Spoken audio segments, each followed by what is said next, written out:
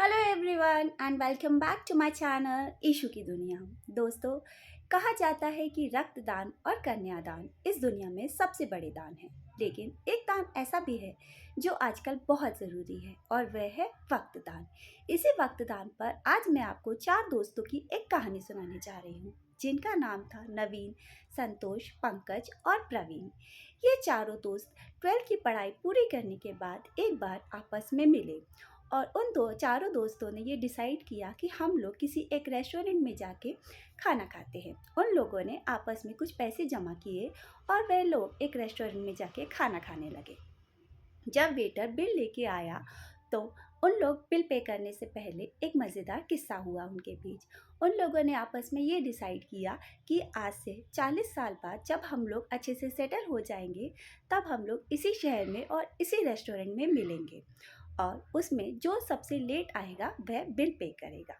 उनकी ये सब बातें उस होटल का वेटर सुन रहा था, जिसका नाम भोला था। उसने उन चारों दोस्तों से कहा कि वाह, आपने तो बहुत अच्छी शर्त लगाई है। उसके बाद उन लोगों ने बिल पे कर दिया और वे वहाँ से चले गए। 12th की पढ़ाई पूरी करने के बाद वह लोग अपने अलग अलग शहर चले गए और अपनी आगे की ज़िंदगी में लग गए। 40 साल कब बीत गए पता ही नहीं चला। 40 साल बाद वह लोग उसी शहर में एक बार फिर से मिलने के लिए जमा होने वाले थे। वह शहर अब बहुत बड़ा बन चुका था और वह रेस्टोरेंट भी अब एक 5 स्टार होटल बन चुका था।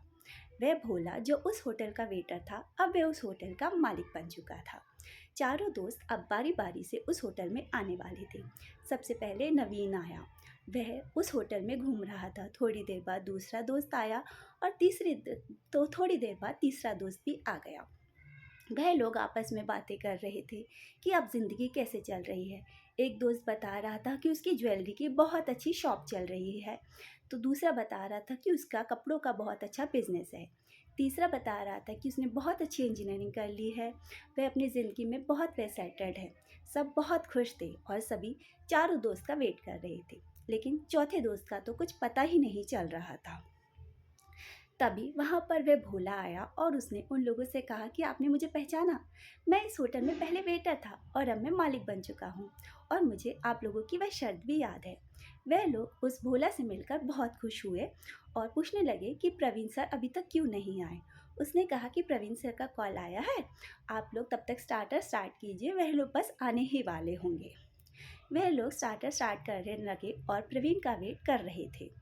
काफ़ी देर हो गई। अब वह लोग डिनर का वेट कर रहे थे। तभी भोला जो उस होटल का मालिक था, उसने कहा कि उधर से कॉल आया है कि आप लोग डिनर कर लीजिए, प्रवीण सर को थोड़ा लेट हो जाएगा। उन लोगों ने कहा कि चलो ठीक है, हम लोग डिनर शुरू कर देते हैं। डिनर भी ख़त्म हो गया था। अब उन 3 दोस्तों ने समझ लिया कि प्रवीण तो अब नहीं आएगा और उन तीनों दोस्तों ने ही पेमेंट करके जैसे ही वे बाहर जाने लगे कि बाहर एक बड़ी गाड़ी आके रुकी। उस सरकारी गाड़ी में से एक लड़का निकला और उसने उन तीनों दोस्तों के पैर छुए और कहा कि सर, मैं प्रवीण सर का बेटा हूँ। मैं प्रवीण सर टीचर थे और उन्होंने मुझे पढ़ा लिखा के आईएएस कलेक्टर बना दिया है।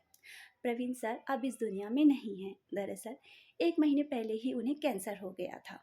उन्हें पता था कि आप लोग 40 साल बाद इस दिन मिलेंगे और वे नहीं रहेंगे, इसीलिए उन्होंने 1 महीने पहले ही सारी पेमेंट्स और सारी प्रिपरेशंस इस होटल के लिए कर दी थी। उन्होंने मुझे मना किया था कि मैं ये बात आप लोगों को ना बताऊं और सबसे लास्ट में पहुंचूं, क्योंकि इससे आप लोगों की पार्टी जो 40 साल बाद होने वाली थी वह खराब ना हो। वह लोग ये सुनकर बहुत दुखी हुए कि अब उनके बीच प्रवीण नहीं है।